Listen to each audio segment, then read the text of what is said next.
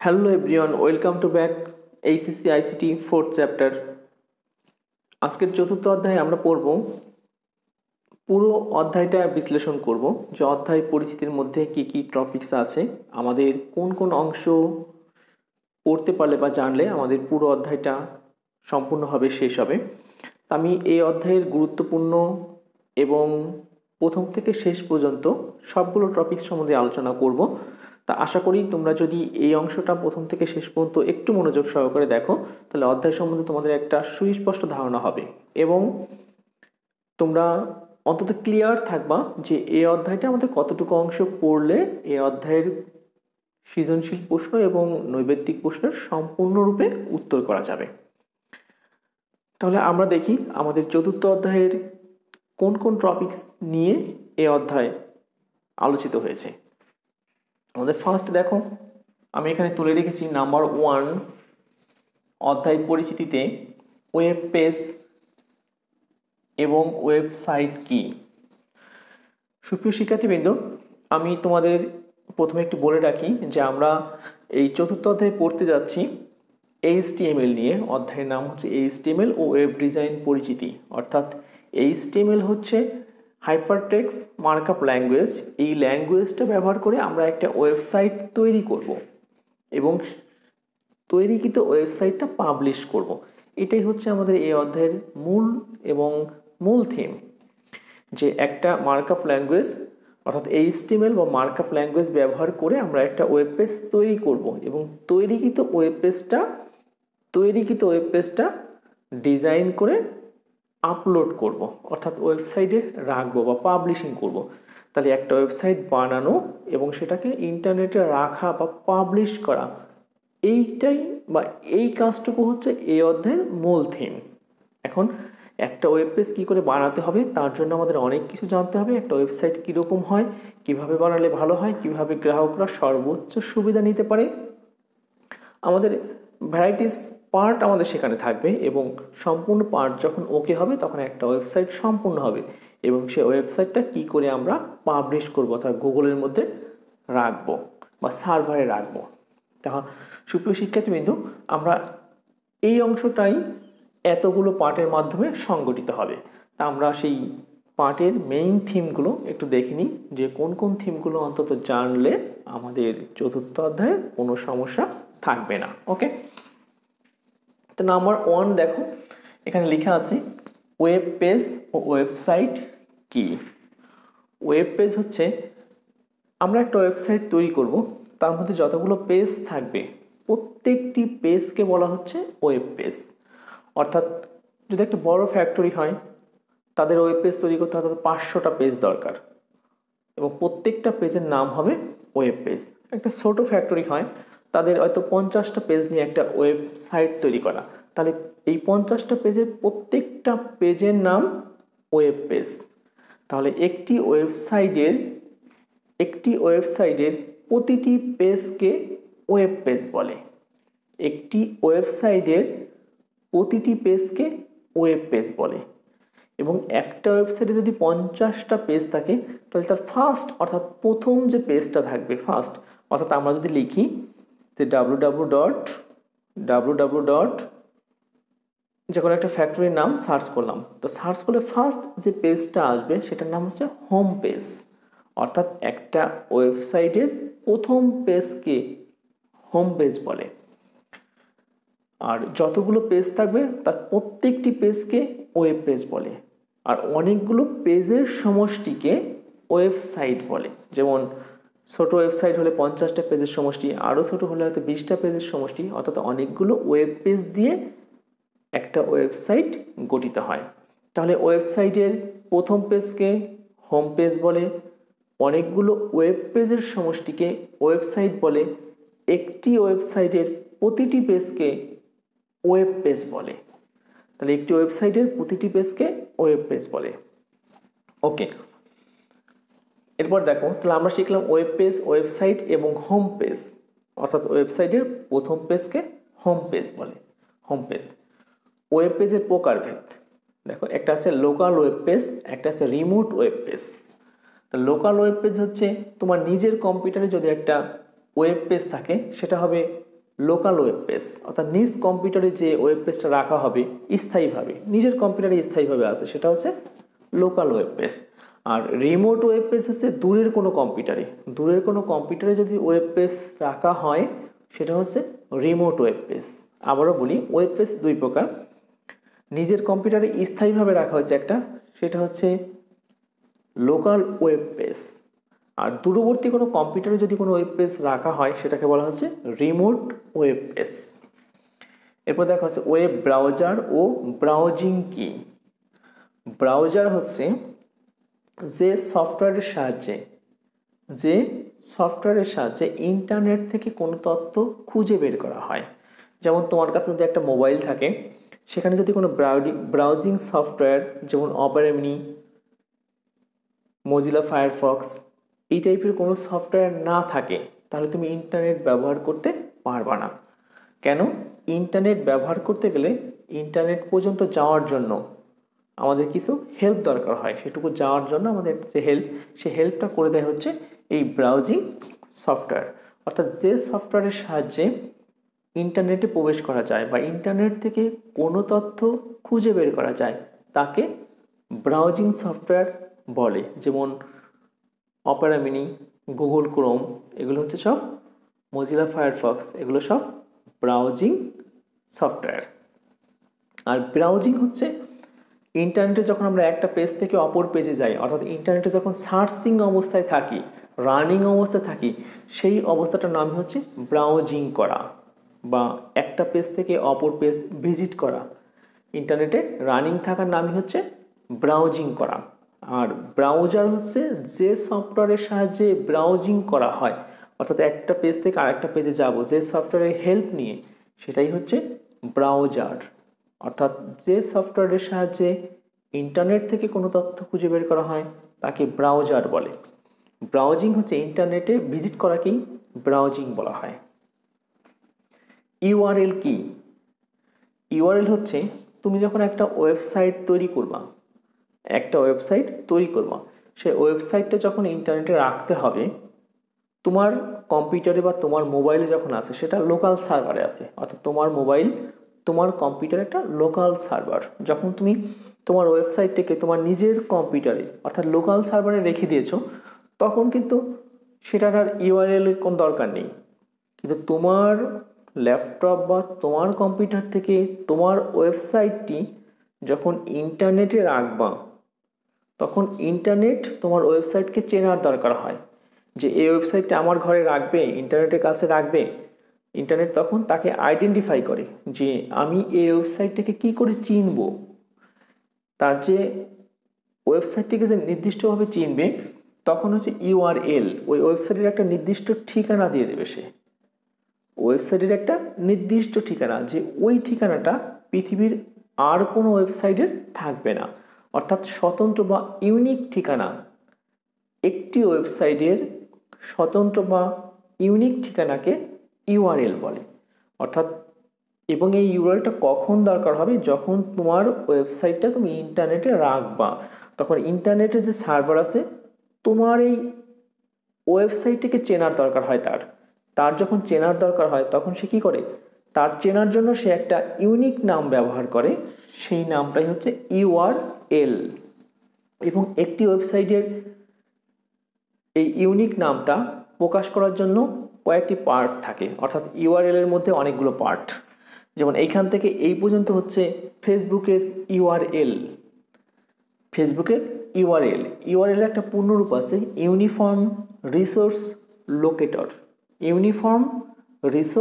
Locator.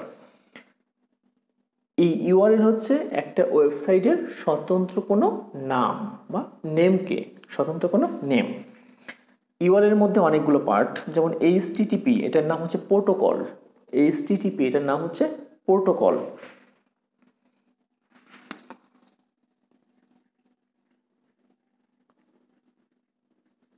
এটা হচ্ছে protocol. HTTP hypertext transfer protocol, server পর্যন্ত পৌঁছে দেয়, লিঙ্ক করে দেয়। আচ্ছা, এটা হচ্ছে একটা ইউআরএল এর একটা পার্ট, তার নাম হচ্ছে প্রোটোকল।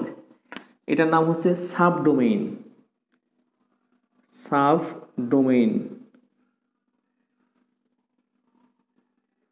এটার নাম হচ্ছে ডোমেইন, এটার নাম হচ্ছে top domain.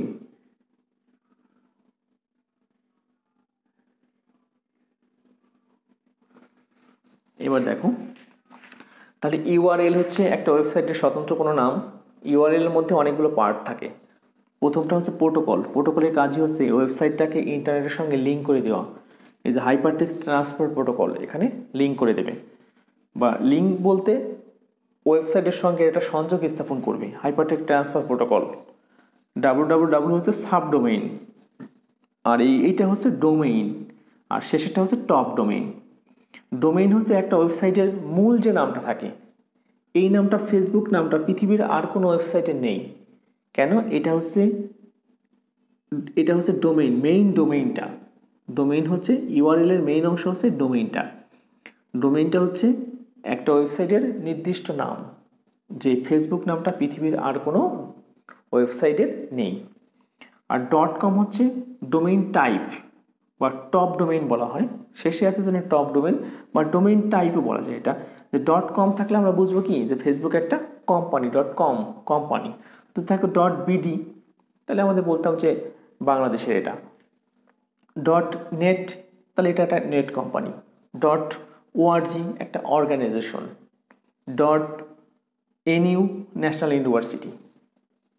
.edu educational website. তাহলে শেষের অংশ থেকে আমরা বুঝতে পারি যে এই ওয়েবসাইটটা কোন টাইপের, কোন ধরনের। এই জন্য শেষের অংশটা হচ্ছে টপ ডোমেইন, হচ্ছে ডোমেইন টাইপ কোন টাইপের। আর তার আগেরটা হচ্ছে ডোমেইন, এটা হচ্ছে পুরোটার নাম হচ্ছে ডোমেইন, ফেসবুক ডোমেইন, এটা হচ্ছে মেইন নাম। তার আগের অংশটা সাব ডোমেইন, আর তার আগেরটা প্রোটোকল, http://, এটাকে হচ্ছে //।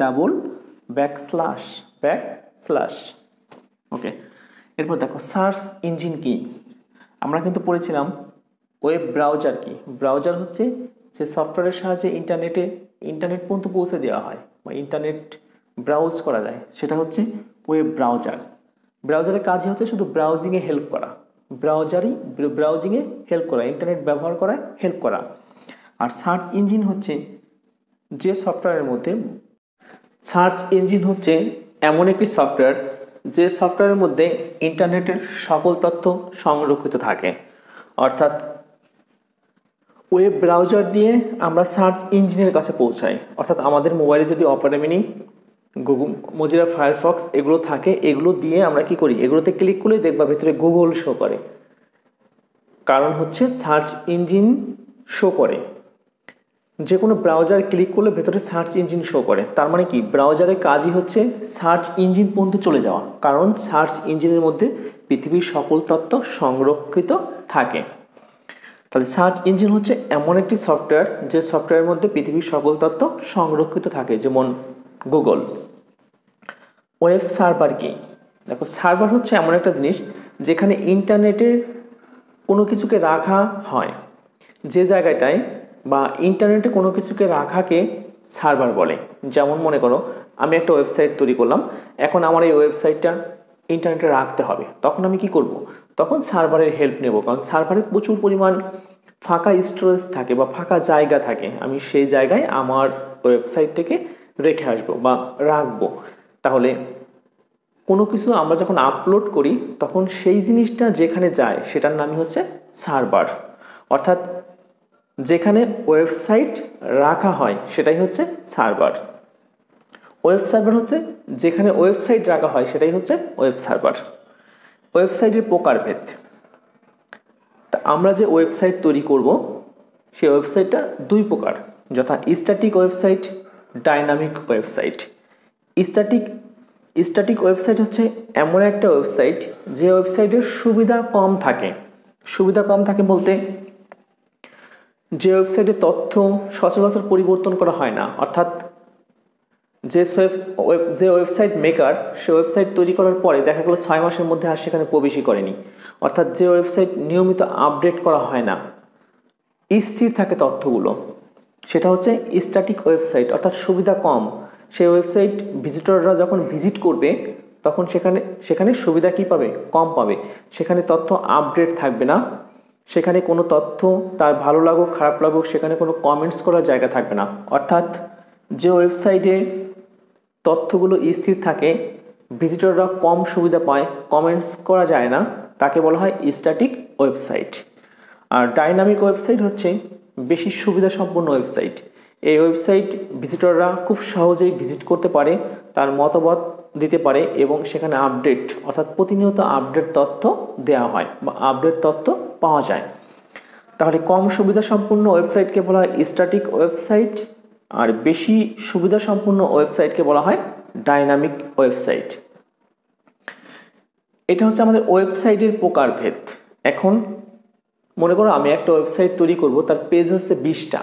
তা আমি বললাম যে এই 20টা পেজ, এই পেজের সঙ্গে এই পেজ যদি এভাবে লিঙ্ক করি তাহলে ওয়েবসাইটটা ভিজিটররা ভিজিট করতে সুবিধা হবে, মানে সহজে ওয়েবসাইট ভিজিট করা যাবে, ওয়েবসাইট সহজে ব্রাউজ করা যাবে। কিন্তু আরেকজন বললো না, এই 20টা পেজ এভাবে না, আমি যদি এভাবে সেটিং করি তাহলে আরও সুবিধা হবে, সেটাকে ব্যবহার করা যাবে, আরও বেশি সুবিধা পাওয়া যাবে, ভিজিটররা সহজেই সেটাকে তথ্য খুঁজে বের করতে পারবে।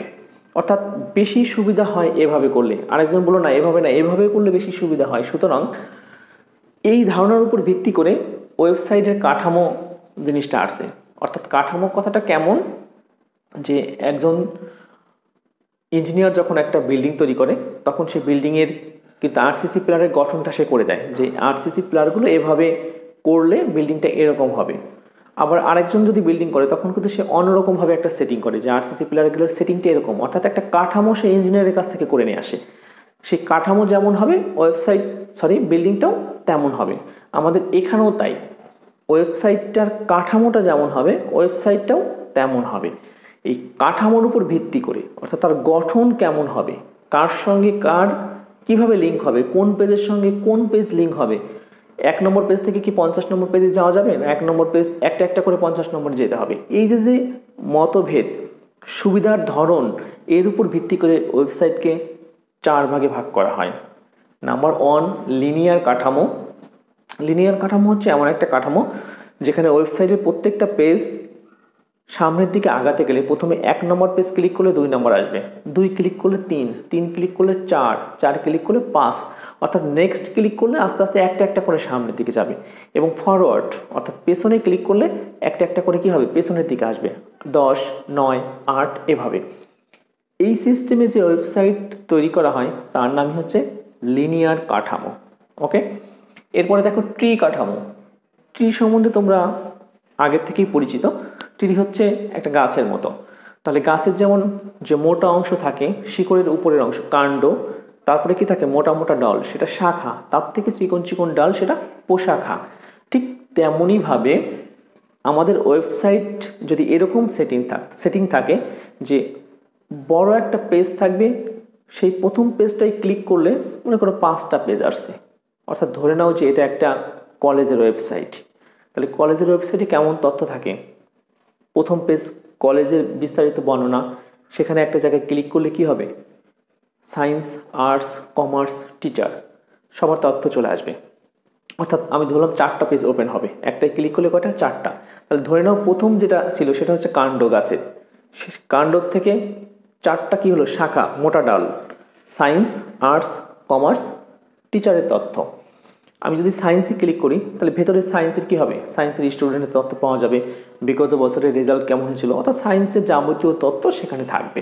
অর্থাৎ ভেতরে গেলে আবার ছোটো ছোটো অনেকগুলো ভাগ থাকবে, সেটা হলো কি শাখার পর প্রশাখা, অর্থাৎ কাণ্ড, শাখা, প্রশাখা। তেমনইভাবে কি একটা বড় পেজ, প্রথম পেজ ক্লিক করলে কত, 4টা পেজ, 4টা পেজের এক একটা ক্লিক করলে আবার কি অনেক ভেতরে অনেকগুলো করে পেজ আসবে, অনেক তথ্য থাকবে। অর্থাৎ গাছের মতো করে যে কাঠামো তৈরি করা হয় তার নাম হচ্ছে ট্রি কাঠামো। এরপর হাইব্রিড কাঠামো। লিনিয়ার এবং ট্রি কাঠামোর সমন্বয়ে যে কাঠামো তৈরি হয়, অর্থাৎ 2টা কাঠামোর সমন্বয়ে যে কাঠামো তৈরি হয় তাকে বলা হয় হাইব্রিড কাঠামো। এরপর এটা হচ্ছে ওয়েব লিঙ্ক কাঠামো। ওয়েব লিঙ্ক কাঠামো ঠিক এমন একটা কাঠামো যেখানে ওয়েবসাইটের প্রত্যেকটা পেজের সঙ্গে প্রত্যেকটা পেজ যুক্ত থাকে। অর্থাৎ একটা ওয়েবসাইটে যদি 20টা পেজ থাকে, তুমি 1 থেকে 20-এ যেতে পারবা, 1 থেকে 16-তে যেতে পারবা সরাসরি। আবার 20 থেকে সরাসরি 5 নম্বরে ব্যাক করতে পারবা, 20 থেকে 10 নম্বরে ব্যাক করতে পারবা, 20 নম্বর থেকে 1 নম্বরে ব্যাক করতে পারবা। কেন? যে প্রত্যেকটা পেজের সঙ্গে প্রত্যেকটা পেজেরই লিঙ্ক করা থাকে, অর্থাৎ যে ওয়েবসাইট কাঠামোতে প্রতিটা পেজের সঙ্গে প্রতিটা পেজই যুক্ত থাকে সেই কাঠামোকে বলা হয় ওয়েব লিঙ্ক কাঠামো। এরপর দেখা আছে HTML কি। আমাদের অধ্যায়ের আমরা ওয়েবসাইটের বর্ণনা করেছি, এখন হচ্ছে ওয়েবসাইট তৈরি করা শুরু করতে হবে। কিভাবে আমরা ওয়েবসাইট তৈরি করতে পারি, সেই ওয়েবসাইট তৈরি করার ফার্স্ট কাজ হচ্ছে HTMLটা আমাদের জানতে হবে। HTML কি? HTML হচ্ছে হাইপারটেক্সট মার্কআপ ল্যাঙ্গুয়েজ। HTML একটি ভাষা যার সাহায্যে আমরা ওয়েবসাইট তৈরি করতে পারি। তাহলে ওয়েবসাইট হচ্ছে কি জিনিস? সেটা হচ্ছে অনেকগুলো পেজ, সেই পেজের মধ্যে ছবি থাকবে, অডিও থাকবে, ভিডিও থাকবে, বিভিন্ন লেখা থাকবে, অনেক রকমের তথ্য থাকবে, এটাই হলো ওয়েবসাইট। এবং সেই তথ্যগুলো যদি আমাদের লিখতে হয়, তথ্যগুলোকে যদি সুন্দর করে উপস্থাপন করতে হয়, তখন আমাদের একজনের হেল্প নিতে হবে, সেটার নামই হচ্ছে HTML অর্থাৎ হাইপারটেক্সট মার্কআপ ল্যাঙ্গুয়েজ। এই ল্যাঙ্গুয়েজটা আমাদের একটা ওয়েবসাইটের পেজকে সুন্দর করে ডেকোরেটেড করবে, অর্থাৎ আকর্ষণীয় করে তুলবে, এবং প্রত্যেকটা পেজের সঙ্গে প্রত্যেকটা পেজের যে সিস্টেম, যে যুক্ত করার সিস্টেম, ভিজিটররা সর্বোচ্চ সুবিধা কী করে পায়, এই সব কাজগুলো সমাধান করতে গেলে আমাদের এই ল্যাঙ্গুয়েজটা দরকার। এই ল্যাঙ্গুয়েজটা আবার কাজ করবে অনেকগুলো ট্যাগের সমন্বয়ে। ল্যাঙ্গুয়েজটা মূলত সিস্টেমটাই হচ্ছে কি অনেকগুলো ট্যাগের সমন্বয়ে। তাহলে বলছে ট্যাগ কি? ট্যাগ হচ্ছে এই যে ব্র্যাকেট দেওয়া আছে, একটা লেস দেন একটা গ্রেটার দেন, এই চিহ্নটা এখানে আমাদের নাম হবে অ্যাঙ্গেল ব্র্যাকেট। কি ব্র্যাকেট? Angle bracket. এবং প্রত্যেকটা ট্যাগ যখন শুরু করব, সেই ট্যাগের শুরুতে এরকম একটা অ্যাঙ্গেল ব্র্যাকেট থাকবে, শেষে এরকম একটা অ্যাঙ্গেল ব্র্যাকেট থাকবে, অর্থাৎ একই জিনিস এখানে কপি হবে, শুধু মাঝে একটা টার্ন হবে। টার্নটার নাম হচ্ছে ব্যাকস্ল্যাশ। টার্নটার নাম হলো ব্যাকস্ল্যাশ। অর্থাৎ আমি মনে করো একটা জিনিস লিখব, কিন্তু সেই লেখাটাকে আমি কোনো একটা স্টাইল করব। তাহলে স্টাইল করতে গেলে আমাকে ট্যাগের সাহায্য নিতে হবে। তাহলে শুরুতে একটা ট্যাগ থাকবে এবং ওই ট্যাগটা আবার শেষ করতে হবে, তাহলে মাঝে ওই লেখাটা থাকবে। দুই ট্যাগের মাঝে, দুইটা অ্যাঙ্গেল ব্র্যাকেটের মাঝে যে থাকবে সে স্টাইল হয়ে যাবে। অর্থাৎ এই যে অ্যাঙ্গেল ব্র্যাকেট, আরেকটা কথা একটু শেষ করি, যে এই অ্যাঙ্গেল ব্র্যাকেটে শুরু করতে হয় এটা দিয়ে আর শেষ করতে হয় একই জিনিস দিয়ে, শুধু একটা স্ল্যাশ থাকে, শুধু একটা ব্যাকস্ল্যাশ থাকে, এই যেরকম বাঁকাটা একদম ব্যাকস্ল্যাশ। তাহলে দুইটা অ্যাঙ্গেল ব্র্যাকেটের মাঝে যে এগুলো লিখতে হয়, যে কন্টেন্ট থাকে, দেখো লিখছি এত ও এত, এর মধ্যে লেখা একটি কিওয়ার্ডকে একত্রে ট্যাগ বলে। তাহলে এর ভেতরে কিছু জিনিস লিখতে হবে, এবং শুরু ট্যাগ শেষ ট্যাগ এই দুইটা এবং এর ভেতরে যে লেখা থাকে সেটা মিলে বলা হয় কি HTML ট্যাগ। তাহলে এত ও এত এর মধ্যে লেখা একটি কিওয়ার্ডকে একত্রে ট্যাগ বলে। ট্যাগ আবার দুই প্রকার, একটা হচ্ছে এমপি ট্যাগ, একটা কন্টেইনার ট্যাগ। এমপি ট্যাগ হচ্ছে যে ট্যাগের এরকম শুরু আছে কিন্তু এরকম শেষ অংশ দেওয়ার দরকার হয় না। কিছু কিছু ট্যাগ আছে, যেমন লাইন ব্রেক যখন করব, একটা লাইন শেষ করে দেবো একটা জায়গায়, সেখানে আমরা এই ট্যাগ ব্যবহার করব। ছবি যুক্ত করার জন্য ইমেজ ট্যাগ ব্যবহার করব। এই ট্যাগগুলোর শুরু আছে কিন্তু শেষ নেই, অর্থাৎ যে ট্যাগের শুরু আছে কিন্তু শেষ নেই তার নাম এমটি ট্যাগ। আর যে ট্যাগের শুরু এবং শেষ উভয়ই আছে তাকে বলা হয় কন্টেইনার ট্যাগ, অর্থাৎ এই যে শুরু এটা শেষ। এরপর দেখো আছে ওয়েবসাইট ডিজাইন। তাহলে একটা ওয়েবসাইট সম্পূর্ণ করতে গেলে আমাদের শুধু এই ট্যাগের হেল্প নিতে হবে। বিভিন্ন ট্যাগ আমরা ইউজ করব এবং সেই ট্যাগ ব্যবহার করে একটা পেজকে সুন্দর করে উপস্থাপন করব, এবং একাধিক পেজ যখন তৈরি করব তার সমষ্টি হচ্ছে ওয়েবসাইট। তাহলে ট্যাগ ব্যবহার করে ওয়েবসাইট তৈরি করব। তাহলে ট্যাগ হচ্ছে কি আমাদের অনেকটা বর্ণের মতো, যেমন ABCD আমাদের শিখতে হয় ভাষা শিখতে গেলে, ইংলিশ ভাষা শিখতে গেলে, তেমনি আমাদের ওয়েবসাইট তৈরি করতে গেলে আমাদের যার হেল্প নিতে হবে সেই মেইনটাই হচ্ছে কি ট্যাগ। সুতরাং ট্যাগ আমাদের এখানে সব থেকে গুরুত্বপূর্ণ অংশ। তা আমরা যখন ভেতরে ট্যাগ নিয়ে লেকচারে পড়ব তখন আশা করি সেখানে প্রত্যেকটা ট্যাগ এবং যতগুলো ট্যাগ আমাদের দরকার আমি তোমাদের সামনে সর্বোচ্চ সহজভাবে উপস্থাপন করব। ওয়েবসাইট ডিজাইন, এরপরে হচ্ছে ট্যাগ ব্যবহার করে ওয়েবসাইট তৈরি করা হয়ে গেল। এখন ওয়েবসাইটটাকে আরেকটু ডিজাইন করব। ডিজাইন শব্দের অর্থ হচ্ছে সেখানে অডিও সেট করব, ভিডিও সেট করব, ছবি যুক্ত করব, বিভিন্ন লেখার স্টাইল করব, সেটা টেস্ট করে দেখব যে না সব ঠিক আছে কিনা, সেটা নিরাপত্তা ঠিক আছে কিনা সেটা দেখব, বিভিন্ন পরিকল্পনা বাস্তবায়ন করবে এখানে। এইগুলো যখন ওকে হয়ে যাবে তখন ওয়েবসাইটটা কী হবে, ডিজাইন করা সম্পূর্ণ হবে। অর্থাৎ ডিজাইনের যতগুলো আকর্ষণীয় করে উপস্থাপন করার দরকার হয় ততগুলো পার্টি সম্পূর্ণ করতে হবে। যখন ডিজাইন ওকে করা হবে তখন একটা ওয়েবসাইটকে আমি পাবলিশ করতে হবে। অর্থাৎ ওয়েবসাইটকে, এটা তো ডিজাইন করে ফেলছি, আমার ল্যাপটপে আছে, অর্থাৎ এটা একটা লোকাল সার্ভার। আমার ল্যাপটপ, আমার ডেস্কটপ, আমার মোবাইল, এটা হচ্ছে আমার লোকাল সার্ভার। আমার ওয়েবসাইটটা এখন আমার লোকাল সার্ভারে আছে। এটাকে আমি কি করতে চাই, পাবলিশ করতে চাই, পৃথিবীর সবার জন্য উন্মুক্ত করতে চাই। পৃথিবীর সবাই যদি আমার ওয়েবসাইটটিকে দেখতে পারে, সেই সিস্টেম যদি করতে হয় তাকে আমাকে কি করতে হবে, আমার ওয়েবসাইটটাকে ইন্টারনেটে রাখতে হবে বা পাবলিশ করতে হবে। পাবলিশের প্রথম যে কাজটা আমাদের করতে হবে, যে সেটা তো আমার ল্যাপটপে আছে, আমার ল্যাপটপে থেকে আমি কি করব, ইন্টারনেটে রাখবো, অর্থাৎ অন্যের ঘরে রাখবো। তাহলে ইন্টারনেট বলতে আমরা এখানে গুগলকে বুঝবো, যে গুগলের সার্ভারে রাখবো। তাহলে গুগলে যখন আমি রাখবো, সেটা তো গুগলের জায়গা, সেটা তো আমার জায়গা না। তাহলে সেই জায়গাটাকে আমাকে কিনতে হবে। কিনতে গেলে কি করতে হবে, সেই জায়গাটা রেজিস্ট্রেশন করতে হবে। গুগলকে টাকা দিয়ে একটা জায়গা আমাকে নিতে হবে, যে আমার ওয়েবসাইটটা সেই জায়গাটায় আমি কি করব, রাখবো। জায়গাটা যখন আমি কিনবো তখন সে ওই জায়গার বিপরীতে আমাকে একটা নাম দেবে, সেই নামটাই হবে আমার ওয়েবসাইটের নাম, এবং সেই নামটাই হচ্ছে ডোমেইন নেম। সেটাই হচ্ছে কি, ডোমেইন নেম। পৃথিবীর প্রত্যেকটি ওয়েবসাইটের একটা ডোমেইন নেম থাকে। পৃথিবীর কোনো ওয়েবসাইটের সঙ্গে অন্য কোনো ওয়েবসাইটের ডোমেইন নেম মেলে না, অর্থাৎ এটা স্বতন্ত্র বা ইউনিক নেম। তাহলে আমি যখন গুগল থেকে জায়গাটা কিনবো, গুগল সে জায়গার আমাকে একটা নাম দেবে, তার নাম ডোমেইন নেম। সেই নেমটাই হবে আমার ওয়েবসাইটের নাম। তাহলে আমার ওয়েবসাইটের নাম হয়ে গেল, নাম বলতে আমি গুগলে জায়গা কিনে ফেলছি। কিনে ফেলার পরে কি করব, আমার ওয়েবসাইটটাকে সেই গুগলে সেই জায়গাটা রেখে দেব। যখন রেখে দেব তখন সেটাকে কি করলাম, আপলোড করা হলো। আপলোড করা অর্থাৎ কোনো কিছু ইন্টারনেটে রাখাকে আপলোড করা বোঝায়।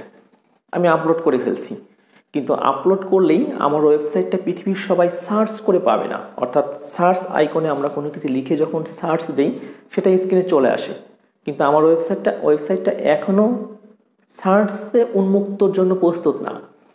সার্চিংয়ে উন্মুক্ত যদি আমাকে করতে হয়, তখন আমার ওয়েবসাইটটাকে কি করতে হবে, সার্চ ইঞ্জিনের সঙ্গে লিঙ্ক করতে হবে। অর্থাৎ কোথায়, সরাসরি আমাদের যে গুগল সার্চ ইঞ্জিন, তার সঙ্গে যখন লিঙ্ক করে দেব, তখন ওয়েবসাইটটা সার্চ করলেই ইন্টারনেটে পাওয়া যাবে। তো এটাই হচ্ছে ইন্টারনেট কি, পাবলিশিং। এখন এখানে আমি আরেকটা কথা তুলে রেখেছি, আইপি অ্যাড্রেস। পাবলিশিং কাজটা শেষের কাজটা বলে ফেলছি, এখন আইপি অ্যাড্রেসটা একটু বলি।